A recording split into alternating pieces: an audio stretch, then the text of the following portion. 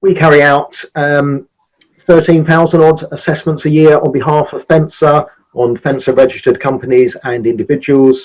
I have a team of 14 assessors based all the way around the country that all work very independently. So we're very different from most businesses. We don't get together. We get all our assessors together twice a year. So from our point of view, that's not an issue. We're not working in close proximity in any way at all. However, we rely on sending those 14 guys out to ongoing assessments and completed assessments every day. Most of my guys will cover around about 50,000 miles a year doing their assessments, and we haven't been able to do that.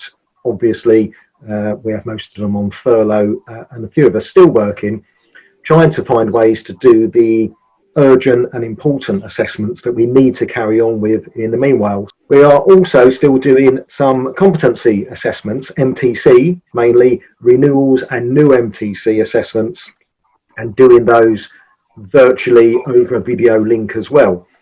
So the challenge for us was to find a way that would allow us to carry on doing some of that assessment work, but also ensure that we were as robust as we would be when actually meeting people on site, and that we were still fulfilling the requirements of UCAS and our accreditation therein. So our first step was to actually go to UCAS and ask them if they were okay with doing this, and they absolutely were. And as it turns out, they are doing exactly the same thing themselves. They are carrying on doing their assessment work all around the world and have adopted a video link system for doing that. So we had a good starting point there. If our assessment body were prepared to do it, then something we needed to be looking at as well. So we then equipped a couple of assessors, trained them quite intensively to do this, and we are currently working with 3 of us doing up to 8 assessments a day across those different types of assessments I described. And we are contacting installers and homeowners where it's a mandatory inspection, and completing that inspection over one of several different formats, but all the main recognised formats. So we're doing a lot of Zoom, but for homeowners, we're also doing a lot of WhatsApp and FaceTime as well.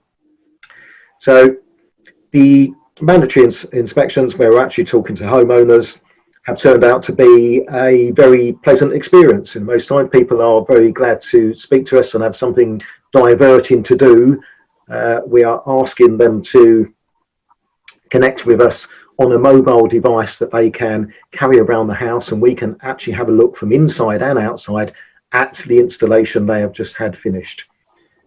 We need to ensure that we can see all the compliance issues, so not everything that we're actually contacting it's possible to do by the video link, and we have to be very careful about making that decision whether it's actually something applicable for us to do and something we can reasonably do remotely. But in most cases, all compliance issues are very clearly visible. We ask homeowners to have a tape measure to hand so we can check the relative height to the floor for safety glass bits and pieces like that, and a mobile device that can zoom in and actually show us safety glass marks and bits and pieces like that. I've got to say, actually, it's been surprisingly efficient and pleasant to do. We've got a great response from homeowners. Seems that they actually value that process.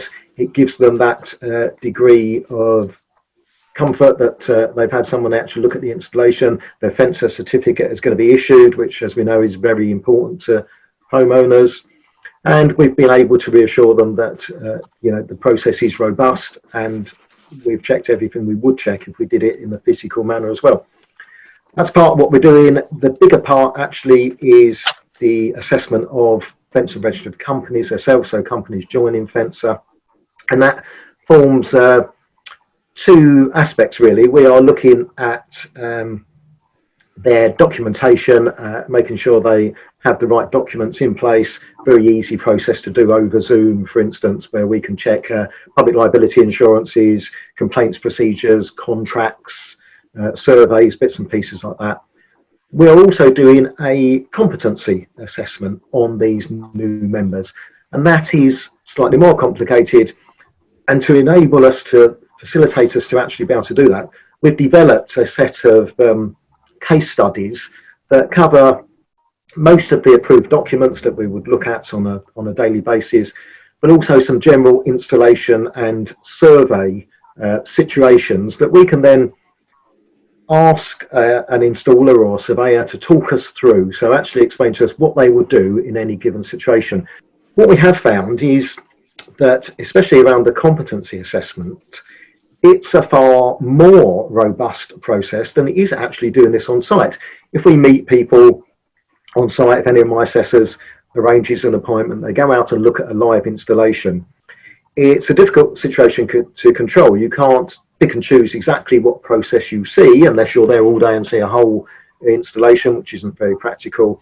You're also doing this on somebody else's premises, so you're trying to ask some quite detailed questions of an installer who's halfway through a job in somebody else's property. Isn't always the best situation for gathering that information.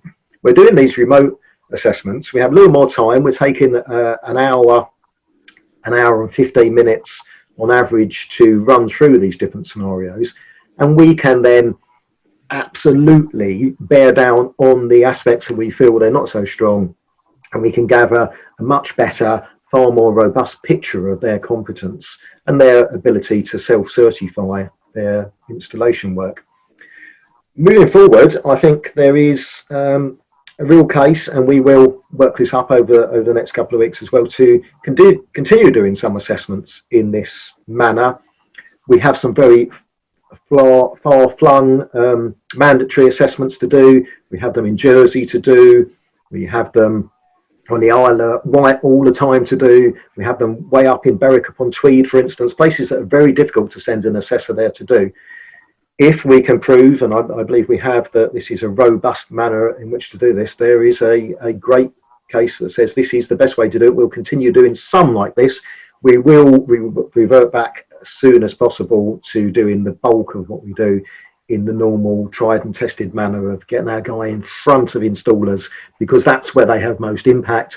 But for some of the peripheral parts, it will be much more productive to continue doing it like this, especially on the pre-approvals where, like I say, you have a much better chance of being able to build a better picture of people's competence by doing it in this manner.